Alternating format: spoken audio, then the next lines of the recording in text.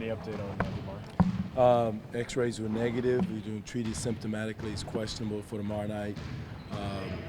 Hopefully he'll be able to go, but we just don't know. Obviously, I imagine you have the necessary adjustments if you can. Yes, we do. Seems like pretty good news, all things considered, especially when he goes down, that it's not the knee.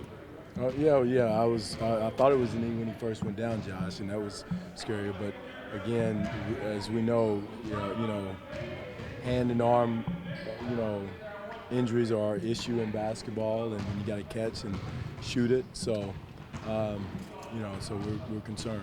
Can you talk about how hard it is to clinch a series? You've been there before in playoffs. Yes, it's one of the most difficult things to do in sports. The further you get in the series, and also in the semifinals and the conference finals, the hardest thing to do is to close a team out, especially a prideful team like Miami, a championship pedigree, a championship player and like Dwane Wade is, and well-coached team is very difficult to do. So our antennas have to be up with a seriousness and a concentrated effort, much like we started the game last night. And if we don't, we have no shot if we don't go in with those intentions and that type of focus in mind.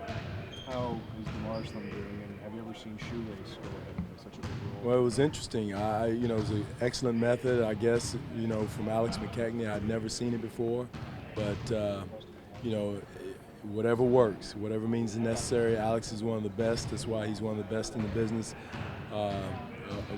with his methods. And, I had never seen that before. And how is DeMar's thumb today? Well, again, I don't know if it's better or worse. We didn't talk about it. He doesn't talk about it. He's ready to go. I think since game 2, Pat has been one of the main defenders on Joe Johnson. Him defending on the perimeter is something we've sort of seen at times throughout last season and this season. What has the process been like for testing him out there over the last 2 years, and how do you think he's done this series? Well, I wouldn't call it a test, Eric. I think it's more of he's done a good job. I think he's got the athletic ability, the speed and quickness, the power, the strength to guard a guy, excellent one-on-one player like Joe Johnson. So that's why he's out there, and he's done a good job. He's given us an opportunity also to switch a lot of situations. And also has Bismack. And so it's been a good tandem with those two. Someone just asked about, we got to have that same type of effort from Patrick and whoever else is guarding Joe Johnson and Dwane Wade tomorrow night. I know he's gotten, like, over the course of the regular season, he had Melo, he had LeBron a few times. Was there a point where you're like, okay, this is a viable option instead of like a break glass in case of emergency? He's proven the fact that he can guard those guys. He's done it in the past. Throughout the season, he's done it in certain situations. Probably not for a longer period of time as he's done with Joe Johnson, but he's been very effective. But again, it's going to be different people on him. It's not just going to be Patrick. It's going to be different bodies, different sizes on him. We got some different schemes ready to when he backs us down into the post, so we got to be prepared to execute them.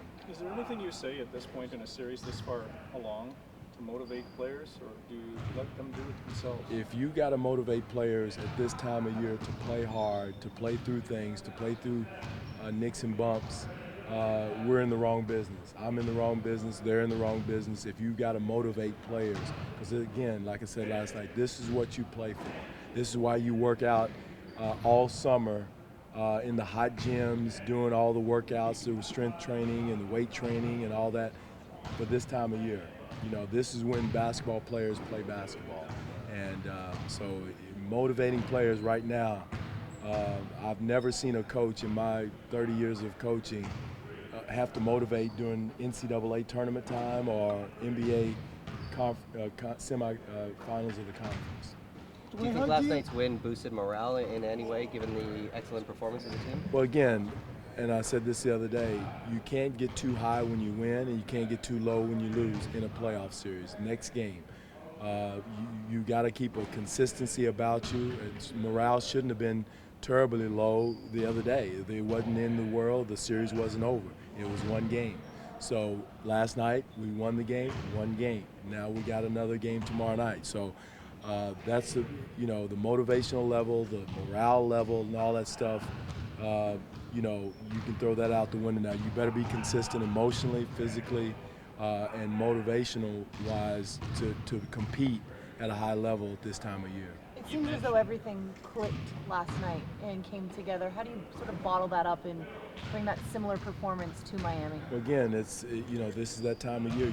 You better come out with your guns loaded and ready to go. And this is what the NBA is about this time of year. So that type of energy is expected, is demanded. It should be there, and you should not expect anything else at this time of year. If you come out in any other frame of mind other than playing hard, loose balls, 50-50 balls, whatever it is, you're in the wrong profession. You need to go play volleyball or golf or an individual sport or something like that if you've got to be motivated to play at this time of year. Whether the DeMar slump was mental, physical, some sort of combination of the two, how much does seeing the ball go through the rim like it did last night help something like that? It helps tremendously, Josh. And now that does help. He and Kyle both seeing the ball go through the hoop helps him tremendously. Again, we never lost faith in those guys. It's going to come back. They're going through a slump. It's almost like a baseball hitter. Seeing that ball hit the bat a couple times, you're right back in the groove. And, that's the mentality they should have, shooting the basketball, scoring the basketball, anytime they touch it. Again, that's not the only thing they have to do to help us win. They got to defend. They got to move the ball. They got to screen. They got to run the floor. There's other things you can do, even if those shots are not falling. You mentioned the hot start, but what about the end quarters? It seems to be a drop. It's huge. It's a huge concern. We talked about that this morning. How we don't close out quarters and have not done a good job of closing out quarters. We've done a good job of managing the clock, getting the ball for the end of quarter play, which is by design. Clock management has been good, but you've got to make the plays down the stretch in the quarters, get a clean look, and we haven't done a good job with that. And that's on me. I've got to come up with a better way of designing a play to get a better look, instead of turning the ball over. But again, we got to keep that energy level and that focus and concentration level, even though we have a lead at the end of quarters, and finish out quarters better.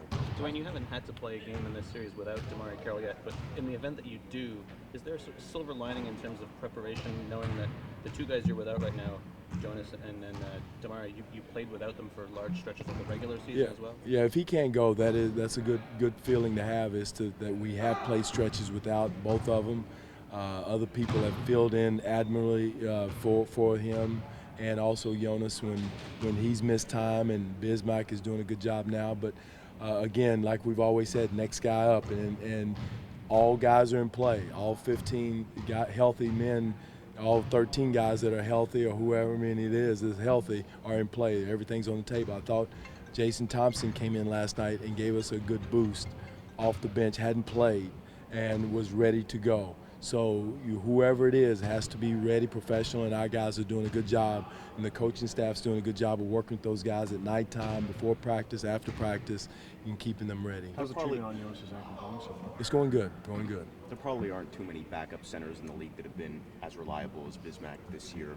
What kind of luxury is it to have a guy like that, especially in a situation where Jonas goes down? He's been tremendous. I mean, the good thing with Bismack, he's accepted his role. He knows who he is. He's great in his role. If he has to start, he starts. If he comes off the bench, he comes off the bench with the same energy, same focus defensively. He's making his free throws, which is huge. When teams are just hacking him across the head and just taking free swings at him, I mean, he's coming up and making his free throws, which is big, and kind of hurts the team when they try to use that philosophy or that tactic. Do you like his emotional sort of presence when he's out there? Again, if you're not emotional, if you're not passionate this time of year, again, like I said, Zick, you're in the wrong business. Dwane, if DeMar says he's ready tomorrow, do you have any reservations about starting him? Who? DeMar? I have no. If the medical team says he can go, he'll be in that position. Yeah, what do you think of that kid Richardson with Miami? He's a heck of a find for their team. I mean, he's an excellent shooter. I don't know really what position he is. He's a basketball player.